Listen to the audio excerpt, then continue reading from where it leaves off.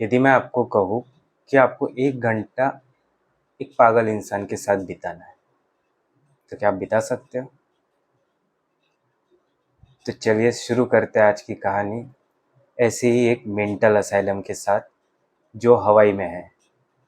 मैं इब्राहिम, आपका life coach, एक certified handwriting professional analyst, NLP और पैराडाइम शिफ्ट प्रैक्टिशनर। यदि आपको अपने पर्सनलाइज सबलिमिनल्स बनवाने हो या आपको मेडिटेशन बनाना है आपके लिए पर्सनलाइज, आपको अपने हैंडराइटिंग का एनालिसिस करवाना हो या आपकी लाइफ में कोई चैलेंजेस हो, तो आप डिस्क्रिप्शन में दिए हुए नंबर पे कांटेक्ट कर सकते हैं। तो चलिए वो कहानी को हम शुरुआत करते हैं, कंटिन्यू करते हैं अपनी कहानी को।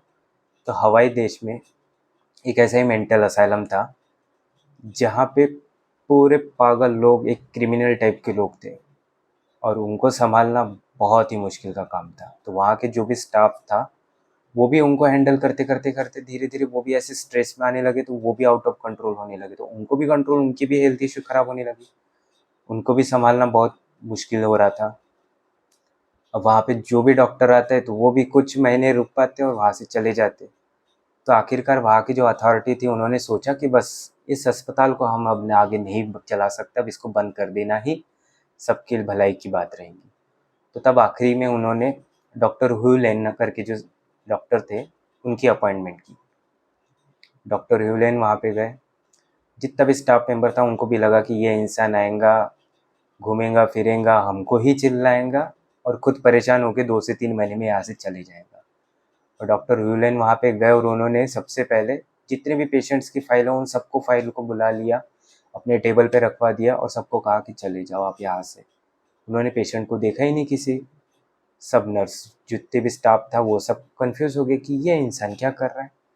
उन्होंने फाइल पकड़ी और कुछ गुनगुनाना शुरू कर दिया, वहाँ पे कुछ बोलना शुरू कर दिया, बस फाइल रखते गए। सब बोले ये तो अलग ही पागल इंसान आ गया, यहाँ पे पागलों को सुधारने के लिए इन्होंने कौन सा पागल को भेज दिया। तो आखिर में उन्होंने पूछा कि आप कर क्या रहे हैं सर? तो उन्होंने कहा मैं जो भी कर रहा हूँ अपना काम कर रहा हूँ, मैं एक प्रेयर कर रहा हूँ, आप मुझे डिस्टर्ब मत कीजिए। उन्होंने बोले कि चलो इनका भी तरीका देख लेते हैं। और धीरे धीरे वहाँ के जो स्टाफ था उनकी हालत सुधरने लगी, वहाँ के जो पेशेंट थे वो धीरे धीरे सुधरने लगे और देखते देखते पेशेंट को वहाँ से सभी जितने भी थे सबको डिस्चार्ज कर दिया गया। और वहाँ पे कोई पेशेंट न रहने के कारण हॉस्पिटल आखिरकार बंद कर देना पड़ा। पहले भी बंद हो रहा था, अभी भी बंद करना पड़ा, पर पहले उसका इलाज नहीं हो पा रहा था इसके लिए बंद करना पड़ा, पर अब खुशी खुशी से बंद करना पड़ा। तो लोगों ने पूछा कि आप ये क्या करते थे, कौन सी प्रेयर थी? तो उन्होंने उस प्रेयर का नाम दिया हो ओपोनोपोनो प्रेयर, जो आज का हमारा टॉपिक है, हो ओपोनोपोनो प्रेयर। तो अब आपने हिस्ट्री जान ली कि होपोनोपोनो प्रेयर की हिस्ट्री क्या है। अब हम जानते हैं कि होपोनोपोनो के सेंटेंसेस क्या है। First, I am sorry, please forgive me, thank you, I love you. बस ये 4 सिंपल सेंटेंस और आपकी होपोनोपोनो प्रेयर हो गई। अब तीसरी बात इसके बारे में हम जानते हैं कि इसको करना कैसे है। होपोनोपोनो प्रेयर करने के लिए ना आपको कोई समय की ज़रूरत है कि ये समय में ही मुझे करना चाहिए। जैसे बहुत से लोगों का रहता है कि नहीं, मैंने नहाने के बाद में करना चाहिए, या सुबह उठ के कर सकते, क्या ये कर सकते, क्या शाम को करना है कि दोपहर को करना है? आप कभी भी कर सकते। कितने बार करना है? दिन में जितने बार मन हो उतने बार करना है, जब तक के मन हो तब तक के करना है। यानी इसमें कोई लिमिटेशंस नहीं है आपके ऊपर कि 108 बार ही करना है या 11 बार करना है या 1008 बार करना है, ऐसा कुछ नहीं। जब तक कि आपका मन हो तब तक के आप कर सकते हैं इसको।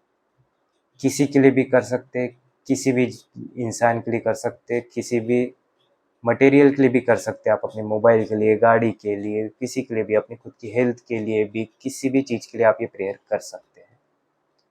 तो ये आपको समझ में आ गया कि कैसे करना है। अब हम बात करते हैं कि एक्चुअल में प्रेयर काम कैसे करती है। बहुत से लोगों का कहना होगा कि नहीं, ये कुछ भी है, ऐसे इससे कैसे होता है, क्योंकि हमने प्रेयर के नाम पे सुना है कि हम कुछ ऐसे मंत्रास पढ़ते हैं, कुछ ऐसी चीज़ें पढ़ते हैं जिसका मीनिंग भी हमको कभी कभी पता नहीं रहता, बट हम उसको लयबद्धता से बोलते हैं और उसका असर होता है, तो यही प्रार्थना है। ये सब कोई प्रार्थना नहीं है और इसका फ़ायदा करोड़ों लोगों ने उठाया है, आप भी उठा सकते हैं। सबसे पहले बात करते हैं कि ये एक्चुअल में काम कैसे करती है। हम जानते हैं कि हर वर्ड का कुछ ना कुछ वाइब्रेशन रहता है। जैसे हम कोई भी नाम लेते हैं, हमारे जो भी जाप में चलते हैं, जो भी मंत्रास यूज़ करते हैं, उनकी एक वाइब्रेशंस रहती है। जैसे हम उसको उच्चारते हैं, वो वाइब्रेशन हमारे बॉडी में आ जाती है।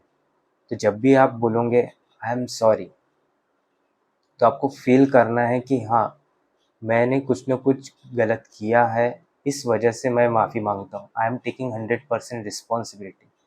आपको पूरी की पूरी 100% इस चीज़ की रिस्पॉन्सिबिलिटी लेना। अब लोग बोलेंगे, मैं सॉरी क्यों बोलूँ? मैंने तो कुछ किया ही नहीं, वो तो उन्होंने किया, फिर मैं क्यों सॉरी बोलूँ? दरअसल बात ये हो जाती है कि हम जानते ही नहीं कि हमने किसी को किस प्रकार दुःख दे दिया है। हम हमारा काम अच्छे से करते हैं, हमें लगता हम सही है, पर कभी-कभी वो दूसरों को बुरा लग जाता है। अब एक जज हो गया, जज का काम है सबूतों को देखना और उस हिसाब से रिजल्ट डिक्लेयर करना। अब एक पार्टी तो खुश होंगी पर दूसरी पार्टी तो दुःख होंगी। इसमें तो जज तो सोचेगा कि नहीं, मैंने सही रिजल्ट दिया, पर जो दुखी पार्टी रहेंगी, जो हार चुकी है, वो तो जज को बुरा भला कहेंगी। तो इसी प्रकार हम कभी भी किसी को पूरी तरीके से खुश नहीं रख सकते। छोटी सी कहानी, एक बार एक सारस और एक कुत्ते की दोस्ती हो जाती है। तो क्या होता है, कुत्ता सारस को अपने घर में खाने के लिए बुलाता है। अब कुत्ता, हम तो जानते हैं, प्लेट में खाता है, तो उसमें प्लेट में खाना परोस दिया और खाया जा रहा है। अब सारस की रहती चोंच बड़ी, तो वो तो प्लेट में खा नहीं सकता, तो उसको खाते नहीं बन रहा था। तो कुत्ता बोलता, अरे इतना अच्छा खाना है, तुम खा नहीं रहे हो, पहले से क्यों घर से खा के आ गए? मैंने तो तुमको इनवाइट किया था, तुमको तो पता था, तो खा के नहीं आना था। अब कुत्ते को यही लग रहा था कि मैंने अपने दोस्त को मेजबानी दिया हो, मैंने कुछ अच्छा किया हो करके। और सारस को ये लग रहा था कि नहीं, ये कुत्ता मेरे इंसल्ट कर रहा है, इसके लिए इसने मुझे प्लेट में दिया खाना, ये मुझे इसमें देना था, उसने मटके में, पर ये उसमें नहीं दिया, तो इसका मतलब ये मेरी इंसल्ट कर रहा है। अब कुत्ते का मन अच्छा था, पर सारस को लगा कि वो इंसल्ट कर रहा था। आप किसी के लिए कितना अच्छा भी करोगे, पर जाने अनजाने में उस इंसान के लिए बुरा भी हो सकता है, क्योंकि वो उसकी अंडरस्टैंडिंग है। इसके लिए आई एम सॉरी हमको बोलना है। प्लीज़ फॉरगिव मी जब आप बोलोगे, तो आपको विजुअलाइज करना है, फील करना है कि आप सच में माफ़ी मांग रहे हो। यहाँ माफ़ी जो भी ये प्रेयर है, आप 1 to 1 नहीं कर रहे हो, तो इसके लिए आपको अपने बस शब्दों से उनके लिए माफ़ी मांगना है और फील करना है कि वो आपको माफ़ कर रहे हैं। उसके बाद थैंक यू। इसके ऊपर हमने पहले ही एक वीडियो डाला है, लॉ ऑफ अट्रैक्शन की टेक्निक्स की प्लेलिस्ट में जाके आप चेक कीजिए। थैंक यू के ऊपर जो वीडियो है, हाँ, 10 के अफर्मेशन चैलेंज आई थिंक, हाँ, तो उसमें थैंक यू के ऊपर दिया हुआ है, तो आप जान सकते हो कि उसमें थैंक यू का कितना वाइब्रेशन अच्छा है। और आई लव यू, लव की तो वाइब्रेशन सबसे हायर वाइब्रेशन है। जब भी आप प्यार में रहते हो किसी भी चीज़ की, तो आप पूरी तरीके से उस चीज़ में खो जाते हैं। जैसे आपने नया मोबाइल भी लिया, तो आप उसमें इतने प्यार में गूंग हो जाते हो कि बाकी चीज़ों को, खाना तक के भूल जाते हो, पर मोबाइल को हाथ से छूटने नहीं देते। तो एक अलग ही खुशी, अलग ही प्यार में रहते हैं। जब भी आप आई लव यू बोलोगे, तो आपको उस चीज़ को, उस इंसान को हक करने का इमेजिन करना है और इस प्रेयर को दोहराना है। इस प्रकार से आप यदि करोगे, तो ये अफर्मेशन हो गया या ये प्रेयर हो गई, ये आपके लिए बहुत ही अच्छे से काम करेंगी। उम्मीद है ये इन्फॉर्मेशन आपको बहुत हेल्पफुल रही होंगी और आप अपनी लाइफ को भी बाकी करोड़ों लोगों के समान मैनिफेस्ट कर सकते हैं इस सिंपल प्रेयर के द्वारा। यहाँ तक के सुनने के लिए आपका धन्यवाद। चैनल को सब्सक्राइब करने के लिए धन्यवाद। वीडियो को लाइक, शेयर, कमेंट और लाइक करने के लिए आपका दिल से धन्यवाद। मैं हमेशा प्रार्थना करूँगा कि आपके जीवन में सुख, शांति, समृद्धि और स्वास्थ्य बना रहे। धन्यवाद।